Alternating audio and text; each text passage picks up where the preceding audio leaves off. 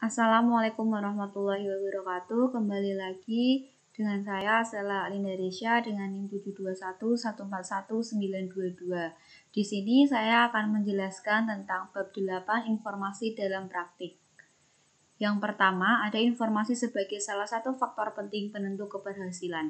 Pada tahun 1961, Dean Ronald Daniel dari MC Keynes dan Company salah satu perusahaan konsultan terbesar di Amerika memperkenalkan istilah critical success factor atau faktor penting penentu keberhasilan. Ia mengungkapkan bahwa terdapat beberapa aktivitas penting yang akan menentukan keberhasilan atau kegagalan bagi semua jenis organisasi.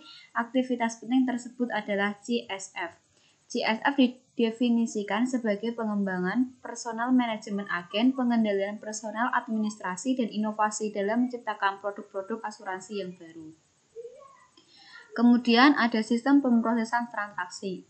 Istilah sistem pemrosesan transaksi digunakan untuk menjelaskan sistem informasi yang mengumpulkan data yang menguraikan aktivitas perusahaan, mengubah data menjadi informasi, dan menyediakan informasi tersebut bagi para pengguna yang terdapat di dalam maupun di luar perusahaan. Ini merupakan model sistem pemrosesan transaksi. Kemudian ada tinjauan sistem. Seluruh sistem ditunjukkan oleh kotak yang diberi label. Sistem distribusi yang berada di tengah, unsur-unsur lingkungan yang berinteraksi dengan sistem ditunjukkan oleh kotak-kotak dan dihubungkan ke sistem oleh panah-panah yang disebut dengan arus data. Arus data dari sistem distribusi kepada manajemen terdiri atas laporan-laporan akuntansi standar. Ini merupakan arus data. Panah-panah ini.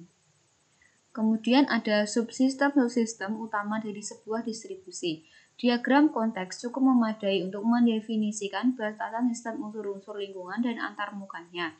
Akan tetapi, mempelajari lebih banyak proses-proses yang dilaksanakan, kita mencapai hal ini dengan mendefinisikan 3 subsistem utama dalam figur. Dalam sebuah diagram nomor, penjelasan mengenai diagram nomor. Subsistem ditentukan melalui kotak-kotak tegak yang diberi nomor. Subsistem yang pertama berhubungan dengan pemenuhan pemesanan pelanggan, yang kedua dengan pemesanan penggantian persediaan dari pemasok, dan yang ketiga dengan pemeliharaan buku besar perusahaan. Sistem yang memenuhi pesanan pelanggan. Sistem entry pesanan atau order entry system memasukkan pesanan pelanggan ke dalam sistem. Sistem persediaan atau inventory system memelihara catatan persediaan. Sistem penagihan atau billing system membuat faktur pelanggan, dan sistem piutang dagang atau accounts receivable system menagih uang dari pelanggan. Ini merupakan tabel sistem yang memenuhi pesanan pelanggan. Kemudian ada sistem yang memesan persediaan pengganti. Dengan sistem yang sama, kita mengidentifikasikan subsistem yang berkaitan dengan pemesanan persediaan penggantian dari pemasok. Sistem pembelian atau purchasing system menerbitkan pesanan pembelian kepada pemasok untuk persediaan yang dibutuhkan. Sistem penerimaan atau receiving system menerima persediaan, dan sistem utang dagang atau account payable system melakukan pembayaran. Ini merupakan arus data dari sistem yang memesan persediaan pengganti. Sistem yang menjalankan proses buku besar. Sistem buku besar atau General Ledger System adalah sistem akuntansi yang menggabungkan data dari sistem akuntansi yang lain dengan tujuan untuk menyajikan gambaran keuangan operasi perusahaan secara gabungan. File yang memuat data akuntansi yang telah digabungkan itu adalah buku besar atau General Ledger. Terdapat 2 subsistem yang terkait. Sistem memperbarui buku besar atau update General Ledger System akan membukukan catatan-catatan yang menguraikan berbagai tindakan dan transaksi ke dalam buku besar. Ini merupakan arus data dari sistem yang menjalankan proses buku besar. Kemudian ada sistem informasi organisasi. Area-area bisnis perusahaan, keuangan, sumber daya manusia, layanan informasi, manufaktur, dan pemasaran.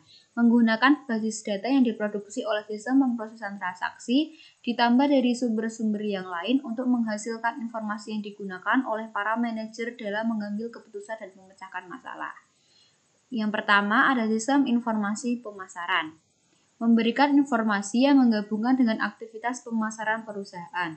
Subsistem output Setiap subsistem output memberikan informasi mengenai unsur-unsur penting di dalam pembaruan pemasaran. Bauran pemasaran atau marketing mix terdiri dari 4 unsur utama yang dikelola oleh manajemen agar dapat memenuhi kebutuhan pelanggan dengan mendapat keuntungan. Subsistem produk atau produk subsistem memberikan informasi mengenai produk-produk perusahaan. Lalu ada sistem informasi sumber daya manusia. Sistem informasi sumber daya manusia atau Human Resource Information atau subsistem HRIS memberikan informasi kepada seluruh manajer perusahaan yang berkaitan dengan sumber daya manusia perusahaan. Sistem pemrosesan transaksi memberikan data input sampai seperti subsistem periksa sumber daya manusia yang melakukan studi-studi khusus dan memberikan subsistem inteligensi sumber daya manusia yang mengumpulkan data lingkungan yang mengandung permasalahan-permasalahan SDM. Kemudian ada sistem informasi manufaktur, memberikan informasi kepada seluruh manajer perusahaan yang berkaitan dengan operasi manufaktur perusahaan. Subsistem rekayasa industri terdiri dari aktivitas-aktivitas yang dilakukan oleh para teknisi industri yang melakukan studi atas operasi manufaktur yang memastikan keefisiennya keuangan. Sistem informasi keuangan.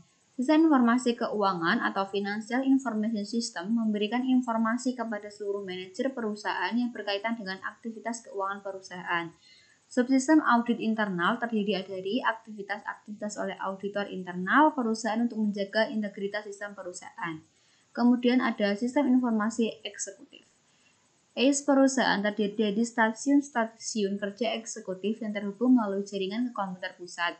Konfigurasi stasiun terdiri atas sebuah komputer pribadi dengan unit penyimpanan sekunder yang menyimpan basis eksekutif. Lalu ada manajemen hubungan pelanggan. Manajemen hubungan pelanggan atau Customer Relationship Management atau CMR adalah manajemen hubungan antara perusahaan dengan pelanggan sehingga baik perusahaan maupun pelanggan akan menerima nilai maksimum dari hubungan ini. Strategi ini menyadari bahwa membina hubungan jangka panjang dengan pelanggan adalah satu strategi yang bagus, karena mempertahankan pelanggan yang sudah ada biasanya akan lebih murah daripada mendapatkan pelanggan yang baru. Oleh karena itu, perusahaan melakukan upaya-upaya untuk memahami para pelanggannya sehingga kebutuhan mereka akan dapat dipenuhi dan mereka akan tetap setia kepada perusahaan. Dalam merancang basis data ini melakukan upaya untuk memberikan data historis meskipun terbatas. Kemudian ada data warehousing. Hanya dalam waktu belakangan ini saja, teknologi komputer mampu mendukung suatu sistem dengan permintaan data berskala besar seperti itu. Kini dimungkinkan untuk membangun suatu sistem dengan kapasitas data yang hampir tak terbatas. Karakteristik dari data warehouse. Istilah data warehouse atau gudang data telah diberikan untuk menjelaskan penyimpanan data yang dimiliki karakteristik sebagai berikut. Kapasitas penyimpanannya sangat besar. Data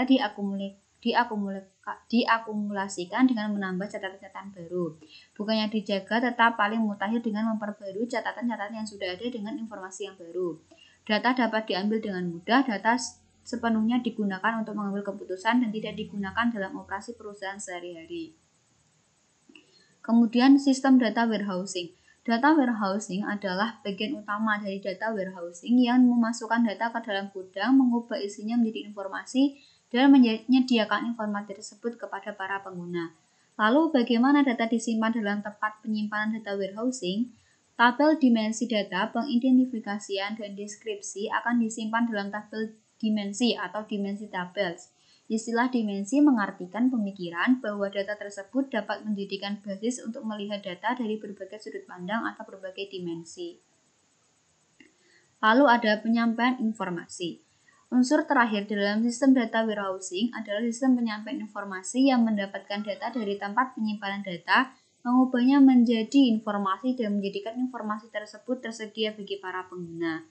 Lalu ada OLAP. Segala jenis peranti lunak dapat digunakan untuk menarik data dari tempat penyimpanan data dan mengubahnya menjadi informasi. Pembuat laporan paket query basis data dan model-model matematis semuanya dapat digunakan. Terdapat pendekatan untuk OLAP. Yang pertama ada ROLAP atau Relational Online Analytical Processing, yaitu menggunakan suatu sistem manajemen basis data relasi standar. Yang kedua ada MOLAP, yaitu multidimensional online analytical processing, yaitu menggunakan suatu sistem manajemen basis data khusus multidimensional. Terus ada data mining. Data mining adalah proses menemukan hubungan dalam data yang tidak diketahui oleh pengguna. Data mining membantu pengguna dengan menemukan hubungan dan menyajikan dengan cara yang dapat dipahami sehingga hubungan tersebut dapat menjadi dasar pengambilan keputusan. Istilah yang sering kali digunakan sehubungan dengan data warehousing dan data mart adalah data mining atau penambahan data. Data mining adalah proses menemukan hubungan dalam data yang tidak diketahui oleh pengguna. Sekian presentasi yang dapat saya sampaikan. Wabillahi taufiq wal hidayah. Wassalamualaikum warahmatullahi wabarakatuh.